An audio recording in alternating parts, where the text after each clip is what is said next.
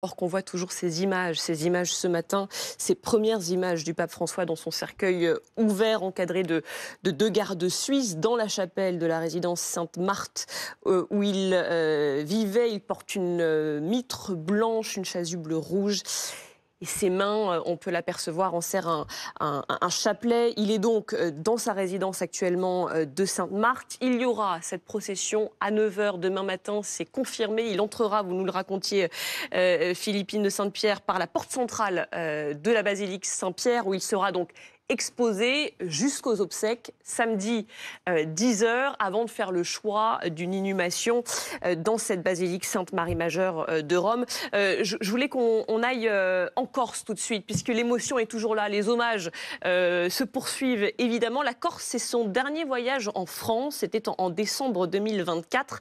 Marion Russell, vous êtes avec nous depuis Ajaccio. Racontez-nous l'émotion sur place au lendemain donc de l'annonce de sa disparition.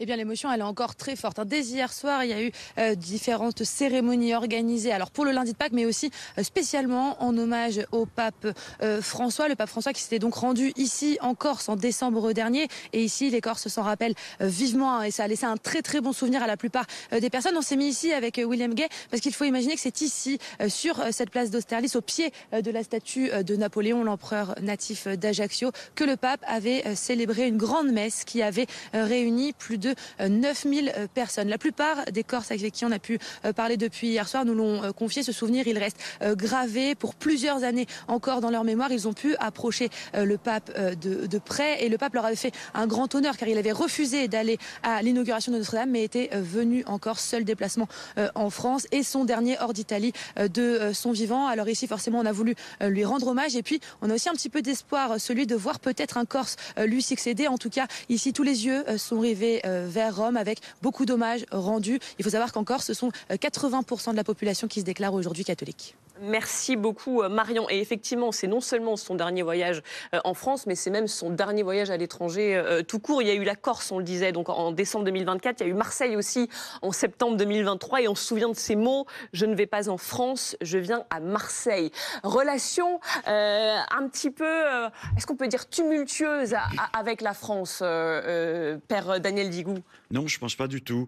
Je l'avais rencontré peu de temps après son élection et bien sûr, je lui avais demandé alors quand allez-vous venir à Paris? Et tout de suite et sans hésitation, il m'avait dit non. Je vais préférer me rendre dans les pays pauvres, m'avait-il dit.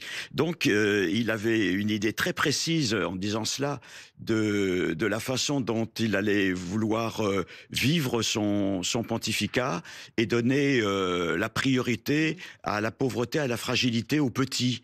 Et je crois qu'il l'a très souvent signifié. Et c'est pour cela d'ailleurs que c'est assez étonnant, cette pompe qui est organisée au moment de ses funérailles, un peu en contradiction avec ce qu'il était lui-même. C'était un homme libre.